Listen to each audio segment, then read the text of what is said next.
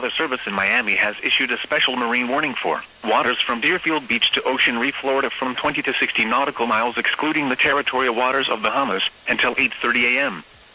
At 7:50 a.m., a severe thunderstorm capable of producing waterspouts was located 30 nautical miles southeast of Carisford Reef Light, moving north at 50 knots.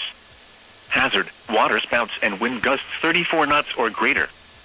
Source, radar. Impact, waterspouts can easily overturn boats and create locally hazardous seas. Small craft could be damaged in briefly higher winds and suddenly higher waves.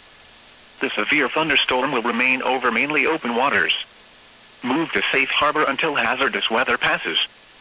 Thunderstorms can produce sudden waterspouts. Waterspouts can easily overturn boats and create locally hazardous seas. Seek safe harbor immediately. Report severe weather to the Coast Guard or the National Weather Service. You can also share your report with National Weather Service Miami on Facebook and Twitter.